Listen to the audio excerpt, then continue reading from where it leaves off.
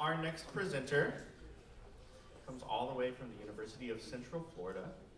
It is my absolute honor and pleasure to introduce you all to what I think you are going to have a fantastic experience learning from this gentleman. Please help me welcome Dr. Thad Anderson.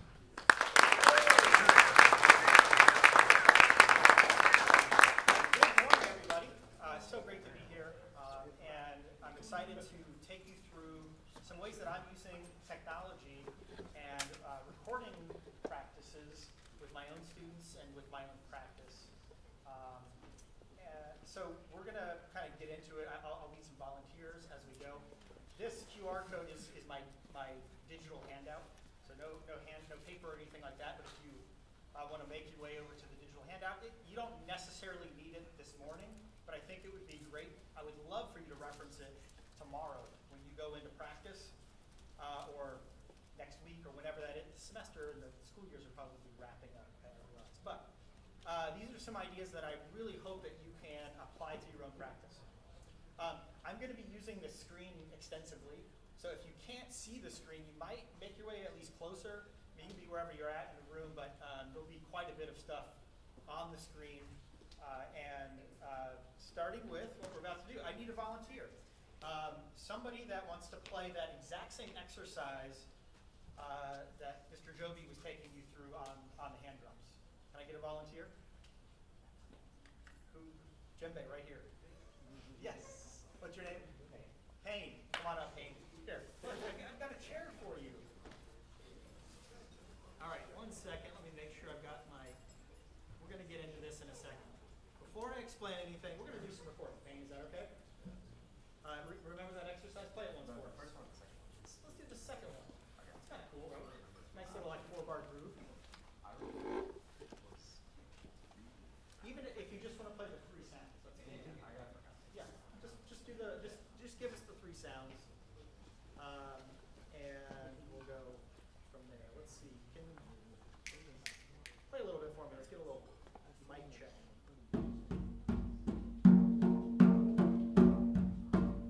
Great. Okay. All right. So just give me the bass tone, the open tone, and the soft tone. Maybe like 4 times through. Like the whole sequence, just 4 times. Yep. I'm 1 second here. I'll tell you when to go.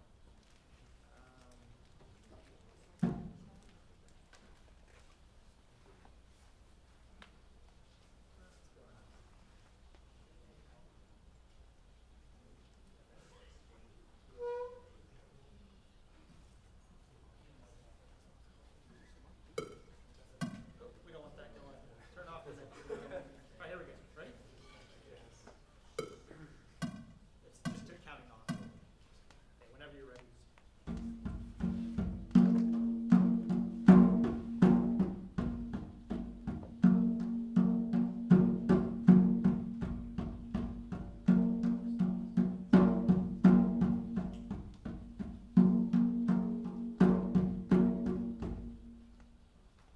Thank you, Payne.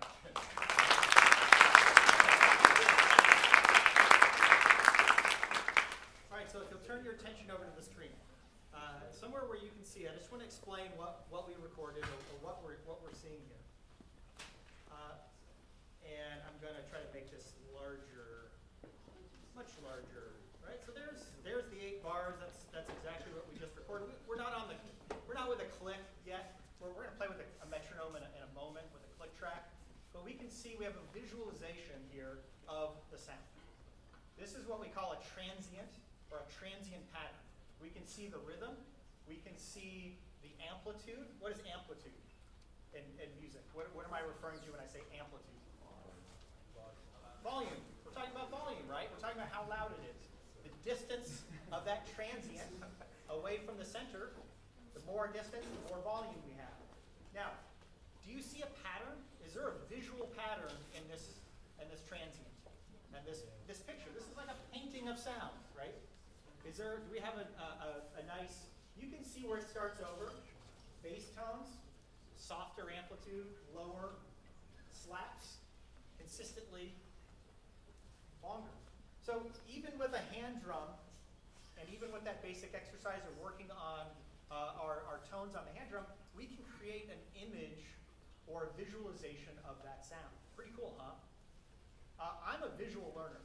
I really need flashcards and different types of visual tools to help me learn. We all know that sound is not a visual, but if we record sound, we can make it visual. Okay? So I call this session Percussion Analytics. And it sounds very technical. It sounds very, computer-oriented and software or tech company kind of thing. But it really gets down to what we do day to day as performers.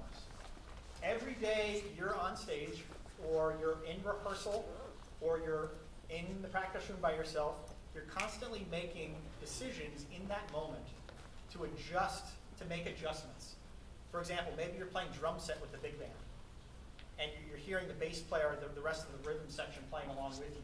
All of a sudden, it doesn't quite feel right. You have to make that real-time adjustment.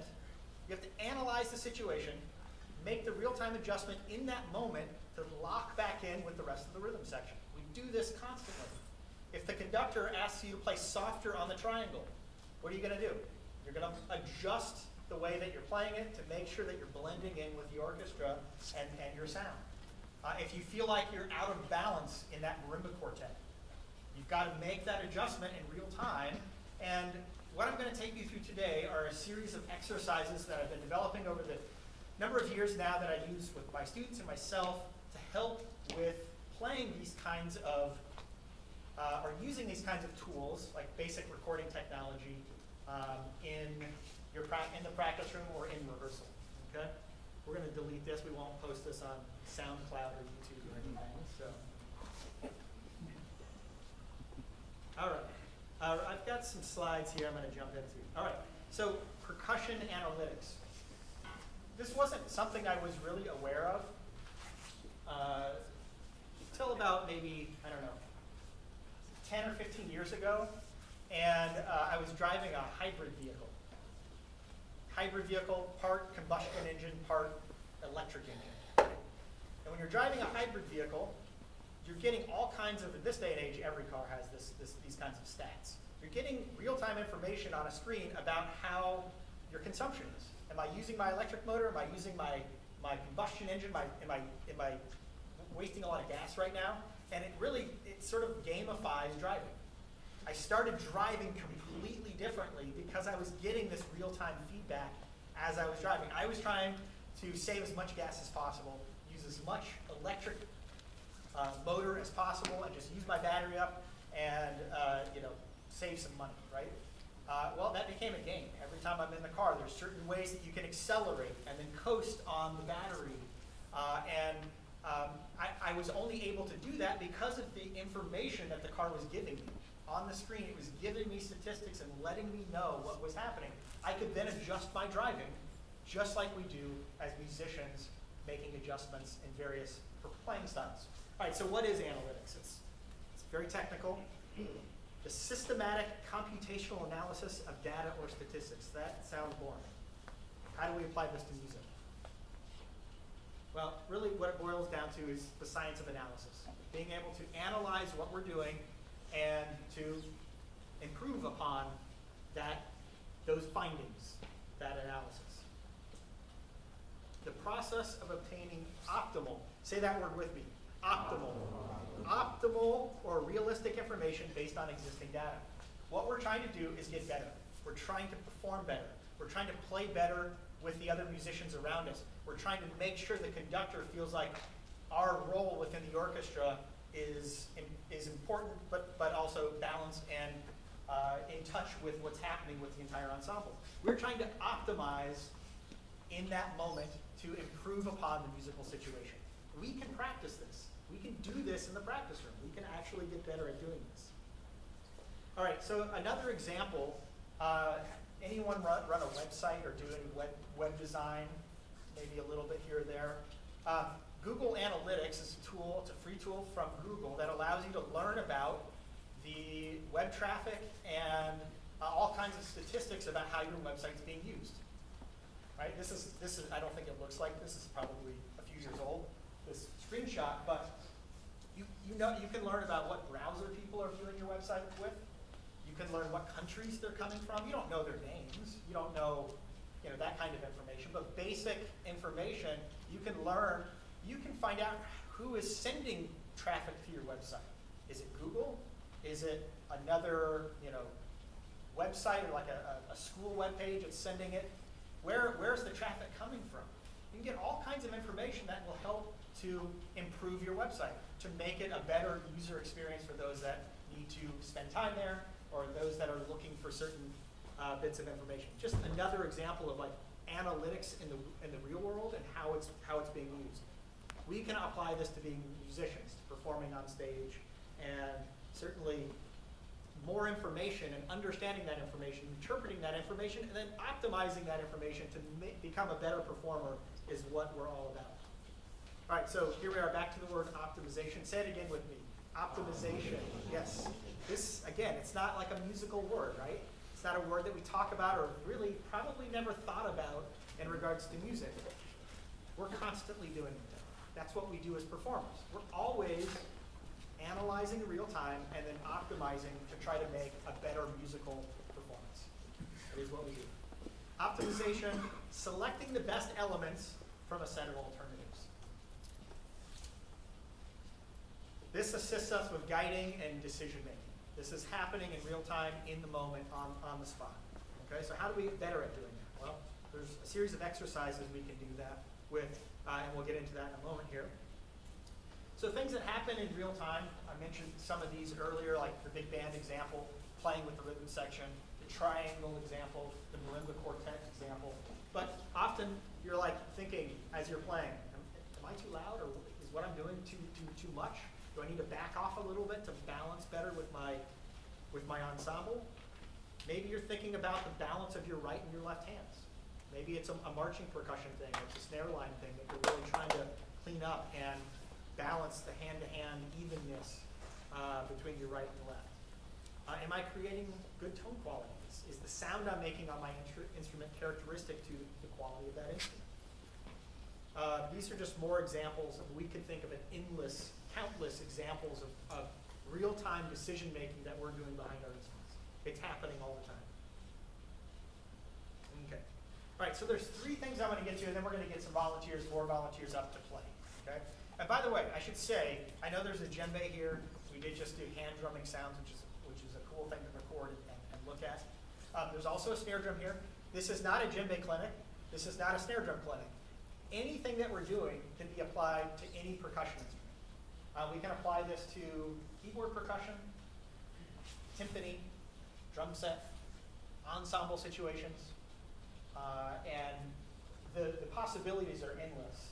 And so we'll talk more about that. But we're going to use the snare drum, although it's not a snare drum clinic. Applies to snare drum. All right, first I want to talk about the primary elements. And this is sort of my philosophy, but I think most of you would agree that sound quality, that's important for any musician, right? Creating that characteristic sound. The tone and the sound that we create on our instruments, whether it's a djembe, whether it's a snare drum, whether it's a keyboard percussion instrument or a set of timpani, that is paramount to almost anything else that we do. We have to create good sounds.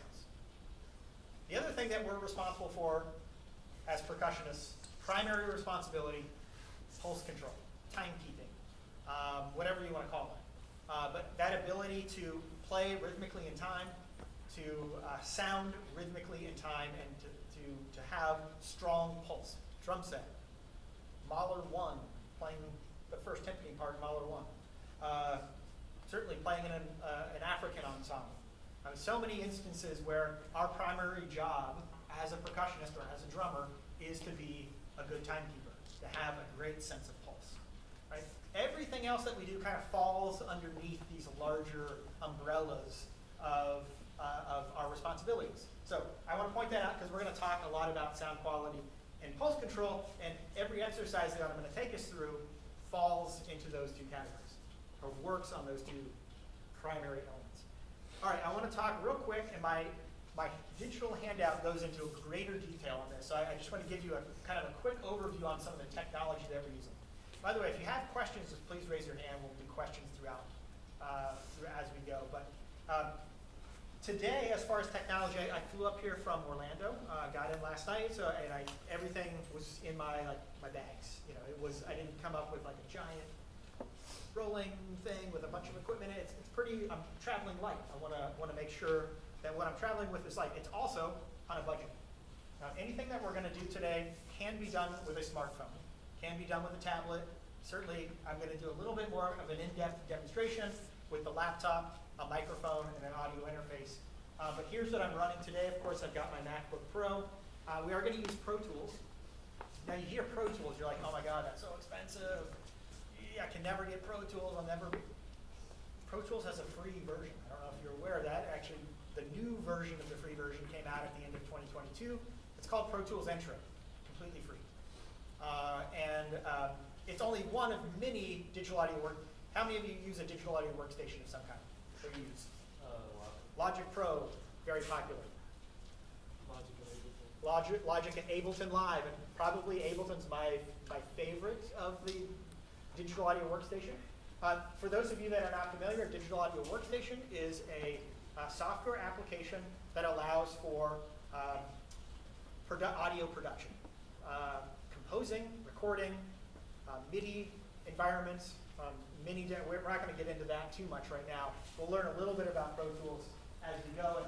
But Pro Tools, the reason I picked Pro Tools, and I'm not using Ableton, in fact, or Logic, is Pro Tools has a free version. Pro Tools Intro, completely free.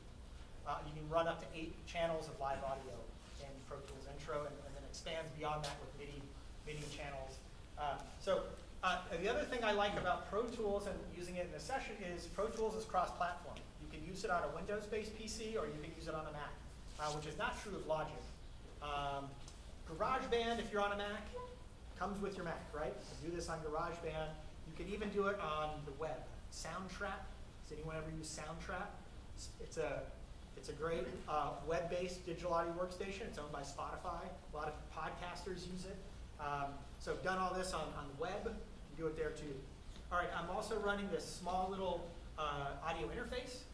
An audio interface has one job, which is to create an analog to digital conversion and back to analog, back to digital, right? The computer only speaks digital. The microphone only speaks analog. So do the speakers. So we're going to make conversions between analog and digital sources using the audio interface. It also expands the available ports. I don't have microphone ports, XLR inputs on my Macintosh. I have to expand that in some way, and that's why I'm going to use an audio interface. I have some suggested ones that are on my handout. This is an older version. This now, Universal Audio makes this one. It's called the Apollo Solo. I'm using the Arrow because it's what I have. It's the older one. The Apollo Solo is the equivalent. I think I linked to it on my Universal Audio has a cheaper line as well called the Volt with multiple interfaces. And then the last thing I'm doing here, this is not a microphone I use a ton. It's a great one for the session because it only costs $99. And that's about as cheap as a microphone comes in terms of just affordability. Under $100. This is the Audio-Technica AT2020, and it's a large diaphragm condenser microphone with a cardioid pickup pattern, which basically means it's only picking up what's in front of that microphone. A great application for doing this in the practice room and various situations. And just a cool mic that's under $100. So also linked in my digital handout. All right, the last thing is transient patterns, but I already talked about transient patterns, right? Transient patterns is this visual representation of sound in a digital environment and allows us to see our sound, allows us to see what we're playing. And it's really important for us as percussionists to understand what a transient pattern is because it really visualizes rhythm. Those spikes and amplitude are rhythm. We can actually transcribe a rhythm based on what we're seeing in the transient pattern. Here's an example. This is just a screenshot, but this is a bunch of different transient patterns. This is from Pro Tools. My guess is that top track is probably a drum set. It looks very drum set-like in, it's a stereo track, but it looks very drum set because we see those clear transient patterns. whereas the orangish reddish track, not so clear. It might be something that's more sustained, maybe a brass or a woodwind instrument, who knows. But we can really see the rhythmic components because of those transient patterns, and that's important because we're going to be doing analysis of those transient patterns as we play. All right, I think I'm going to leave this here, going over to this guy now. I'm going to need some volunteers. So one thing that I've done over the years with this session is I wanted to utilize some common method books that most everyone should have in their library somewhere, or maybe your teacher, one of your teachers has one of these books. So I picked 3 books that, for today's purposes. Of course, we can go beyond this, certainly. But the first one, Stick Control Classic, George Lawrence Stone. Essentially, this is the scientific method in sticking combinations. Controls and variables, and we're going to get into that with this first exercise. The other classic, Ted Reed's Syncopation, uses a lot of drum set, learning to read syncopated figures, really helpful in many different scenarios. And then the last one is Charlie Wilcoxon's Wrist and Finger Stroke Control. Lots of 2-height using articulation, and again, none of these are snare drum books, right? We are going to use a snare drum because it's playing surface. None of these are snare drum books. They're useful on the snare drum. They're also useful on a drum set, on a djembe. They could be used just about anywhere.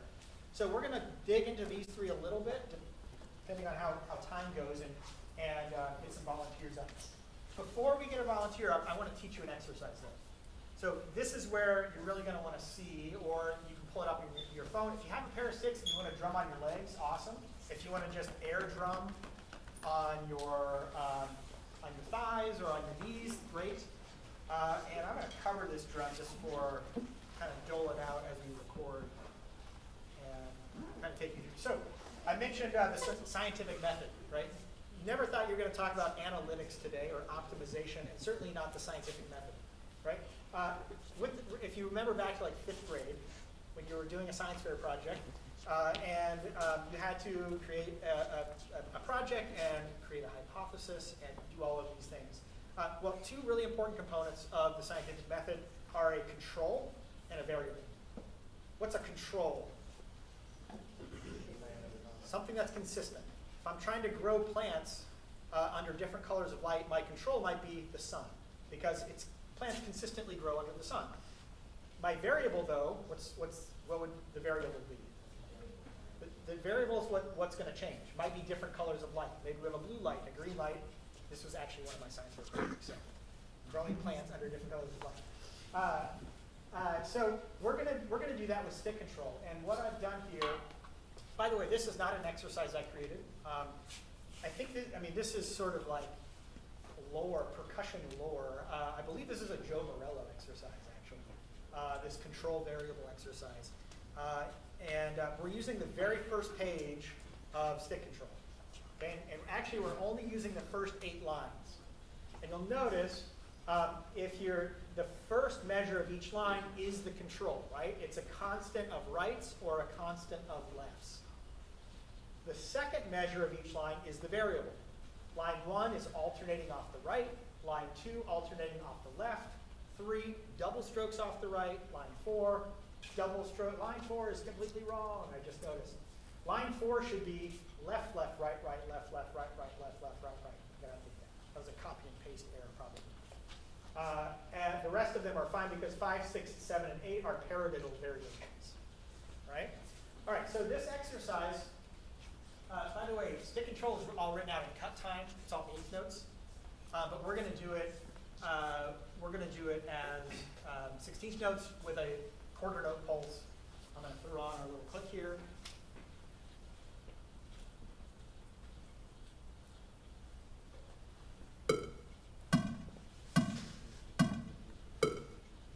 So this is quarter note equals 72.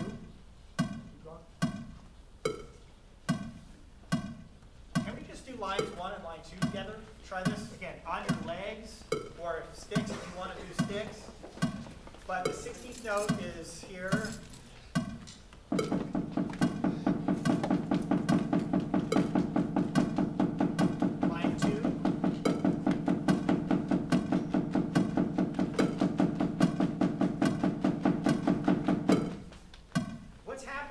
again, there is an error I've noticed in line 4, the second measure should be left, left, right, right, left, left, right, right. Opposite of line 3.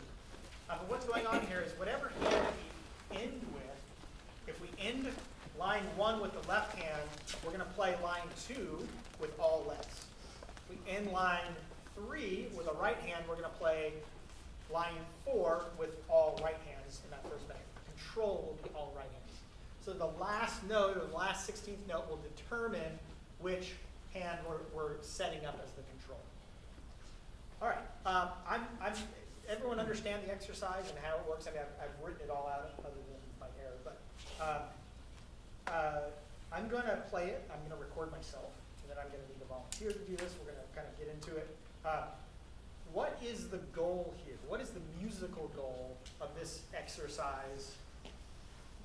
Aside from recording or visualization and using the digital audio workstation, what is the goal of having a control and a variable as we move through these sticking combinations? What would be your idea of the musical goal that you'd like? For everything to sound the same. The reason I'm setting it up with a control is because I want my alternating strokes to sound like my constant right hands or constant left hands. I'm completely setting it up where I'm ultimately trying to be as in control and as even as possible. Let's see if that happens.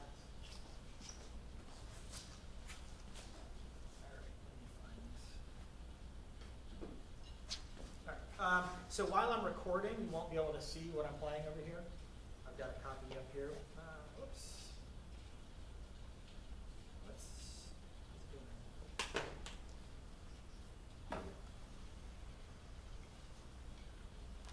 Okay. Not sure what that means. All right, I've muted this. I'm going to put headphones on. So what I'm going to do is, let's see.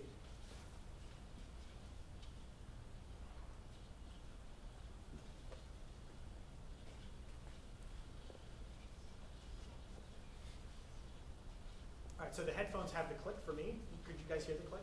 No. No, okay, good. So I want to be able to hear. I want to be able to hear the click, so I can put it on the grid. Right? You can see the grid. Measure 1, beat 1, beat 2, beat 3, beat 4. Measure 2. So we even without listening back, we're going to be able to analyze and get an idea for this exercise. All right, it's going to do 1 bar of count in once I.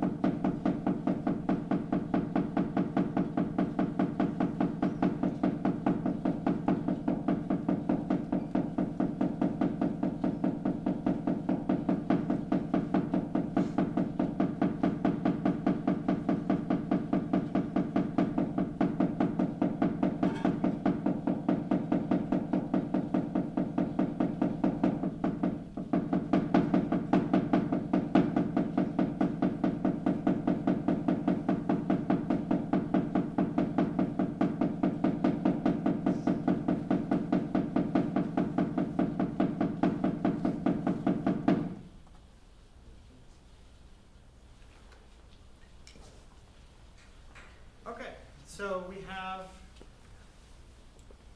a transient pattern. We have 16 measures with a release on the 17th measure. Let's get in and do this. Make it larger. Yeah. So we're not even going to go back to listen. Of course, we can deduce that my control measures are all on odd numbers. Measure 1, measure 3, measure 5. My variables are all on even numbers, 2, 4, 6.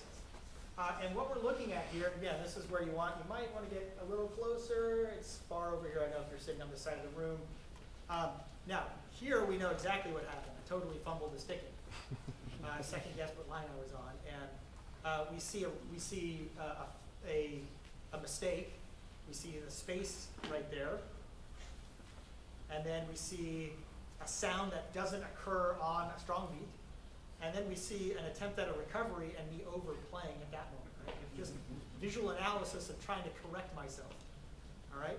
Now let's zoom in on just bar 1 and 2. Let's see if I can get that just right. All right, so coming in closer. All right, almost there. There we go. So this transient at the very end is the downbeat of bar 3. Now, of course, we're not seeing the 16th note grid. We're only seeing the quarter note grid. But we can analyze the spacing. We could analyze and look at how my 16th notes and my pulse control as I'm playing either all rights, all lefts, or the variables. But really, if my goal is control variable, balance, and evenness of sound, we can look at my control. I started a little softer. You can see a minimal crescendo happen in that first measure. Kind of move into the comfortable volume that I wanted to play.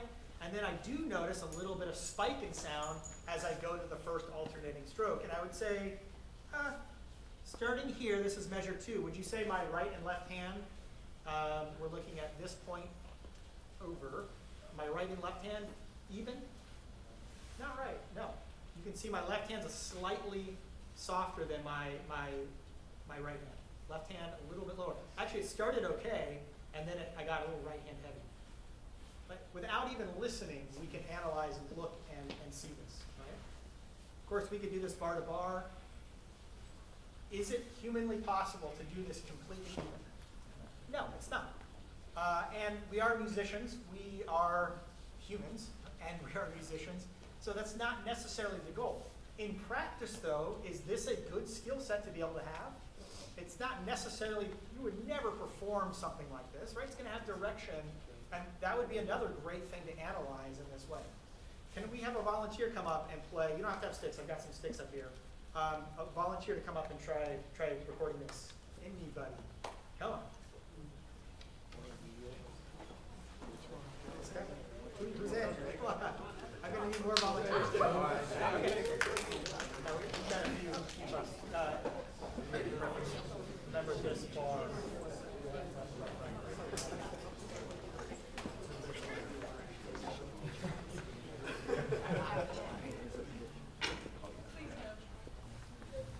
So you're going to yeah, just please.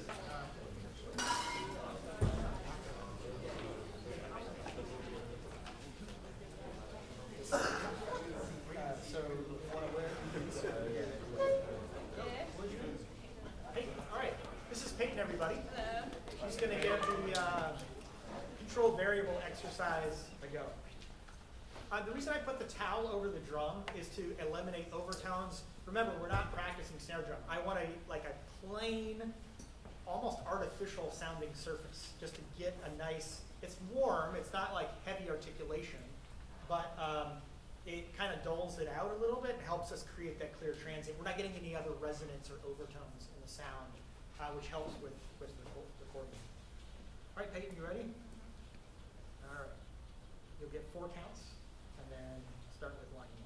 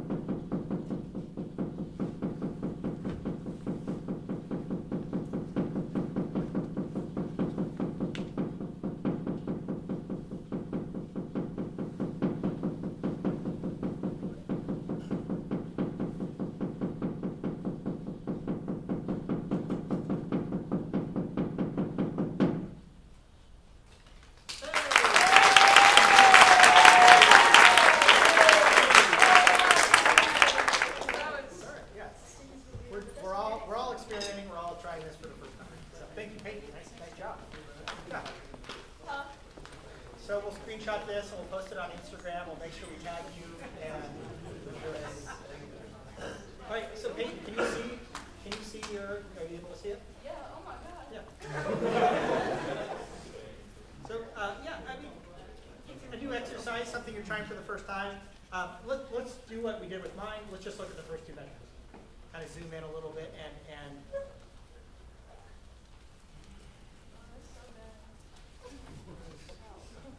first two measures. Try not to. There we go. All right, there's the first two measures. One thing that we see, so Peyton can hear a click. Here's the click, click, click, click, and then the downbeat. What's missing? What's missing from the recorded audio clip? The downbeat. It was early. You were early. You actually came in a little bit early. You came in before it started recording, so we're actually missing. Which we're going to get into that here in a second. We're going to look at some more rhythmic pulse control oriented recordings. You can also see just like on the grid, this beat 2. It's a little behind. Kind of starts behind. It starts to line back up at the downbeat of the second measure. Just kind of a little behind the pulse, a little bit behind the beat. And then let's look at just the hand-to-hand. So these are constant or a control of right hands. You got a nice crescendo in that first measure. And then, so yeah, the first beat, good balance, right to left, and then it looks like actually the strong beat is getting a little extra emphasis, right? This is very minor. Like this is like an over-analysis really of what's going on, but it's interesting. It's one thing to go back and listen to a recording of yourself. We do that all the time. Audio, video, recording yourself in the practice room is so helpful. Seeing your recording and analyzing it with just looking at it is a whole other thing. We can get so much more information doing this. Does anybody else want to try this exercise?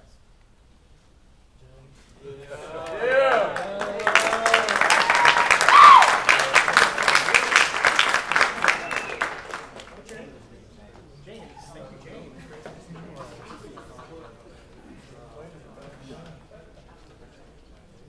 All right, everybody, this is James. James, where do you go to school? I go here. Hines. Okay, James is in school here at Hines. Nice job this morning, by the way. Yeah, enjoyed the performance. So we're going to try the exercise one more time. Remember, I made a mistake. Line 4, I'm going to update this. On my digital handout will be updated today. Can't believe I did that. So left, right. Which will mirror what happens in line 3. Okay? So same thing, you're going to hear 4 clicks. And sneak through the page. Ready? All right, here we go. Here's James.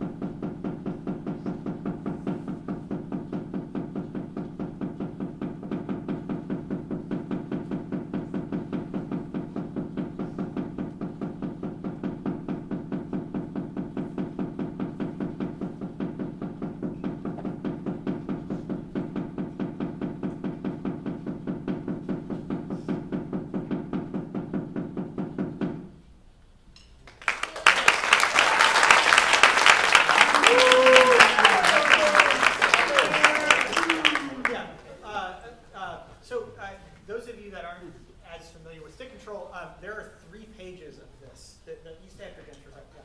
There are 3 pages. The first 3 pages are sticking variations.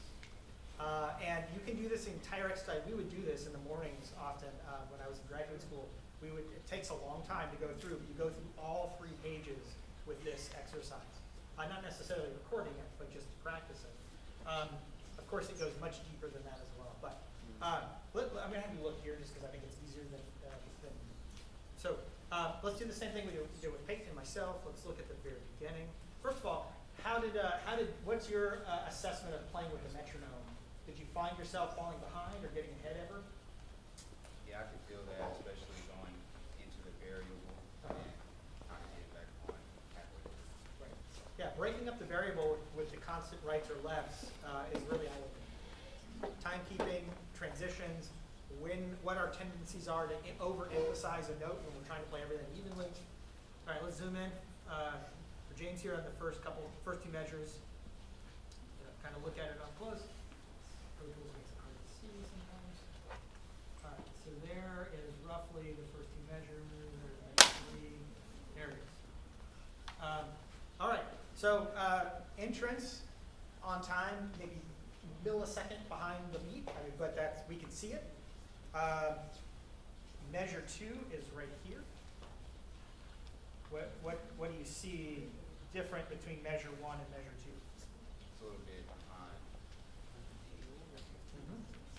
Yeah, you land a little early here, and then this is a little, your left hand is a little bit softer. I would say your left hand is a little softer throughout that measure.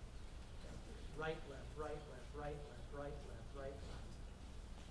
So, again, it's the same kind of bird's eye view. Zooming in is really interesting. Zooming out is also really interesting. When you put all those transient patterns together, it makes a big blob of sound, but you can really see the big picture. If the goal is evenness, there's some ups and downs, some peaks and valleys throughout, which we saw, again, human nature, right? Yeah. All right, great. Thank you, James.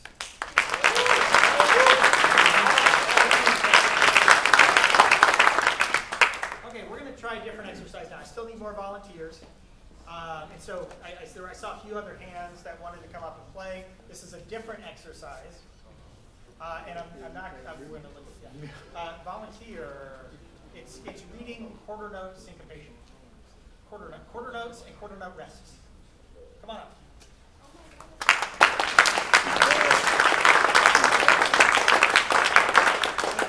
Hey, how's it going? What's your name? Gavin. Awesome. Gavin, great to meet you. You can adjust the height of the drum if you want, if that's okay. All right.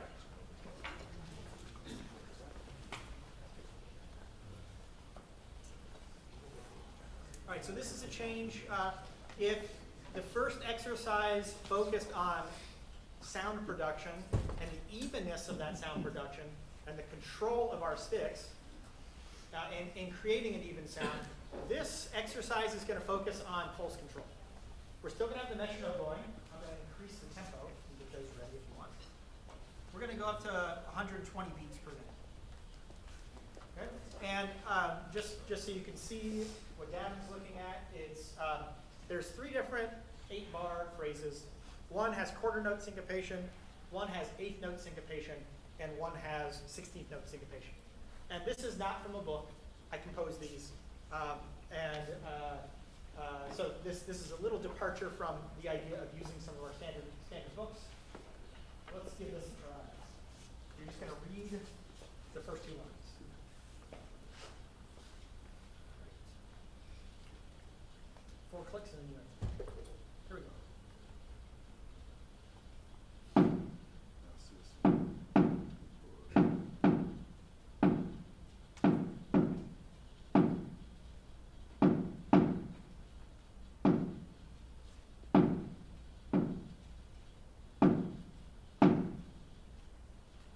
Great. Don't move. Here, stay right there.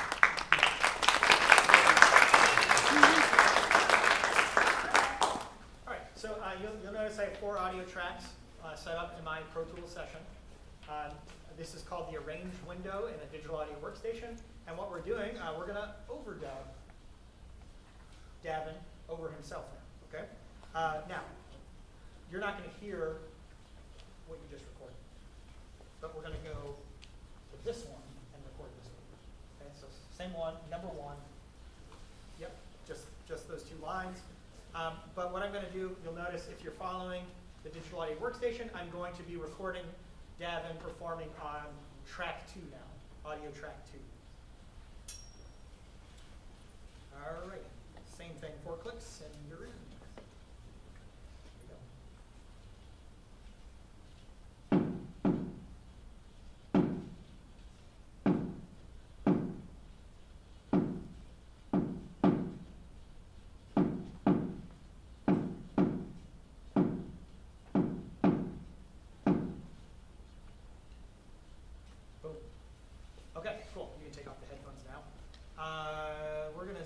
around these two tracks a little bit.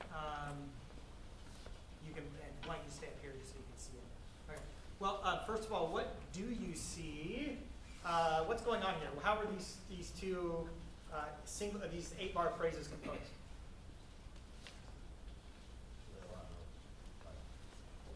Yeah. Where there were quarter note rests in the first pass through, there is quarter notes in the second pass through and vice versa. All right. So theoretically, we're going to turn off the metronome. We're going to listen to this one. Where's my we're going to turn off the metronome and we're going to listen back. I've got to unmute. Let's see if we can hear this. Let's unmute these. Disarm recording, and do we have sound? Looking at it, let's zoom in. Again, what do you see? Does it look like, you can see the grid, right? Every note should be on the grid. Looks pretty good, right? Looks pretty on the grid. Let's see, let's listen back and see what our ears tell us.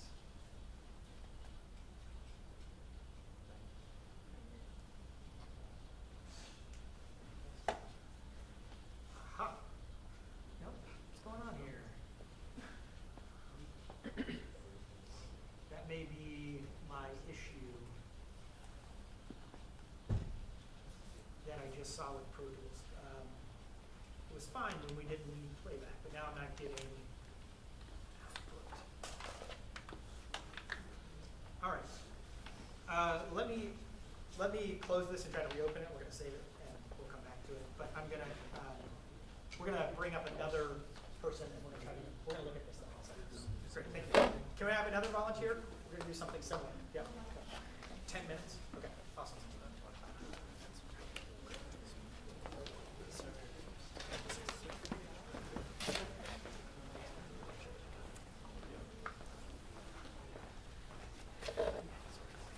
Let me try this again real quick.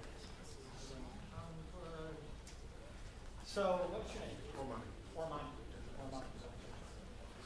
You can adjust the snare drum. We're going to do the number 2, which is 8 signatures. Okay? You can look over that real quick. Let me get Pro Tools back up and running. I'm going to unload my interface.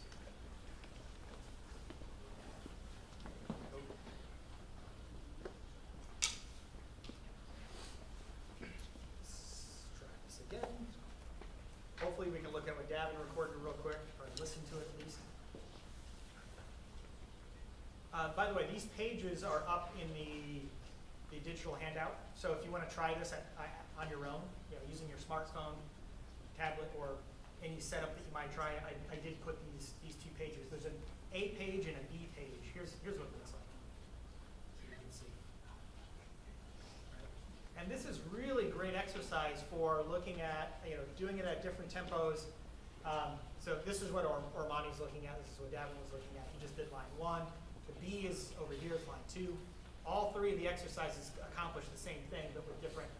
I should have a triplet-based one in here. That'd be cool. Something in maybe something in a compound meter, but really working on that. Okay, getting the microphone pre. Let's try to open up.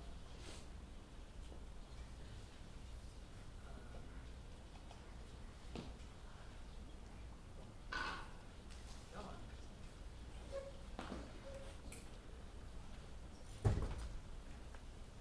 Gonna need some playback.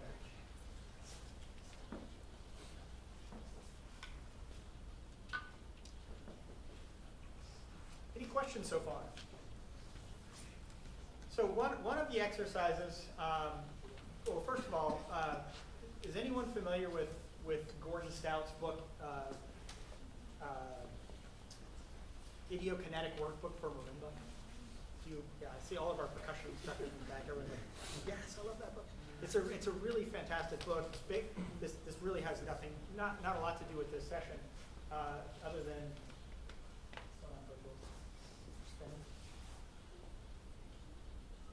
Trying.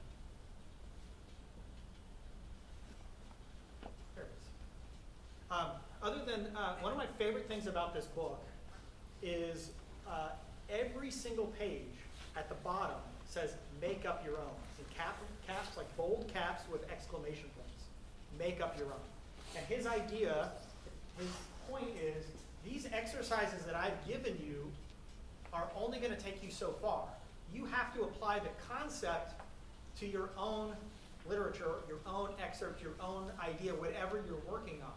It's a really helpful book for a lot of physical motion and your physical senses of being behind the instrument. The same thing applies here. These exercises are very specific. They're working on very specific things. They don't necessarily apply to the things that you're working on. All right, let's see if we've got some sound here. Make up your own. Take these ideas and make up your own. Let's make sure. Okay, sound? No. Okay.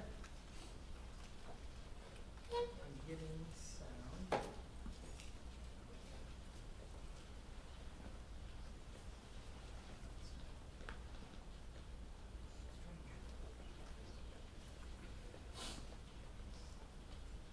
Okay. Well, we can still do this. Let's do this. We'll continue to do it visually. I'm not sure what's going on with playback.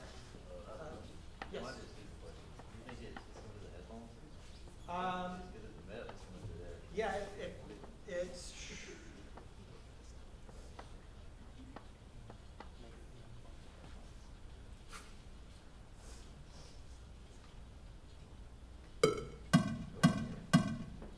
That's fine. Yeah, I mean the mat is coming through both, but.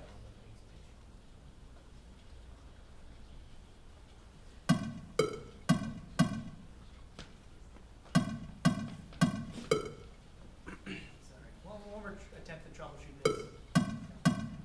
Very odd. I'm baffled. I'm sorry, everybody. Tech. This is the great thing with doing tech presentations.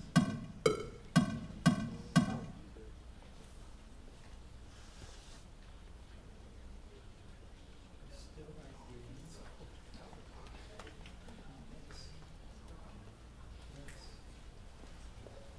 Okay, let's record. Same thing. This is going to be 8 notes. We'll get a nice visualization on it, and we're going to go throw those on. Awesome. Record enable track 1.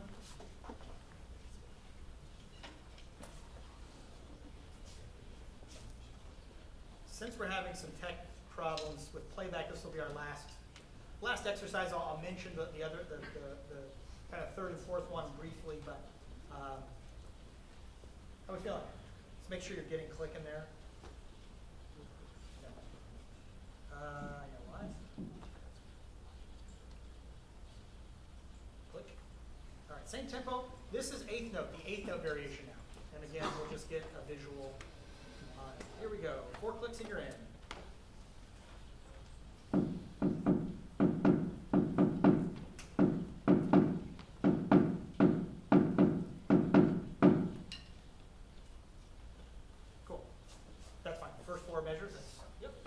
Now we're going to do variation B.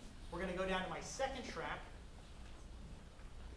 I'm going to unarm the first track, and we're going to record onto the second track. Just do the first line. Yep. There's 8 bars, but the first 4 bars is still you can see. All right, 4 and you're in.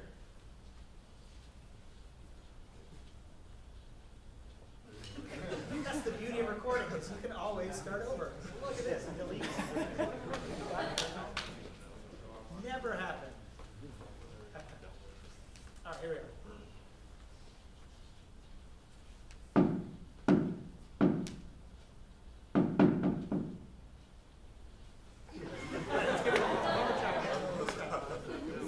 It's tricky. Now I do have your version A of yourself is muted. So you're not hearing it. You're just hearing the click. That would be a great thing to practice, though, is you're hearing the off eighth, the 8th note that's in the spaces. Essentially, you're performing inside those spaces. All right, last skill. Here we are. 4 you're in.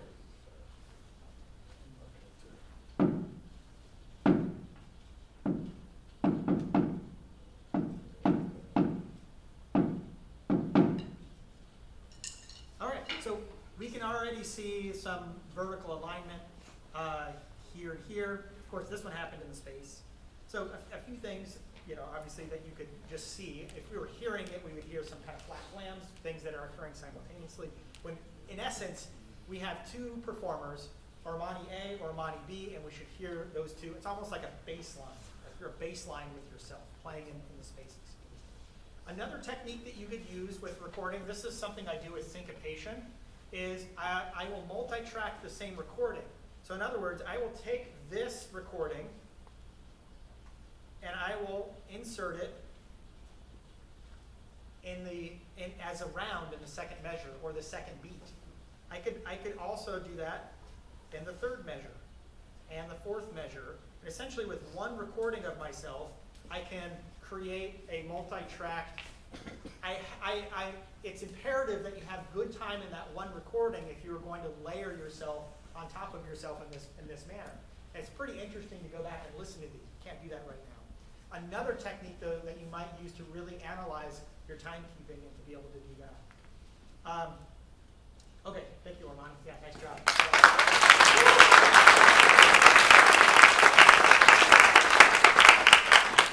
I think we're out of time with percussion analytics. If you have questions, it'd be great to hear from you throughout the day. I know we're going to move to Garrison and Garrison's timpani solo. So, Garrison, come on up. How are you doing?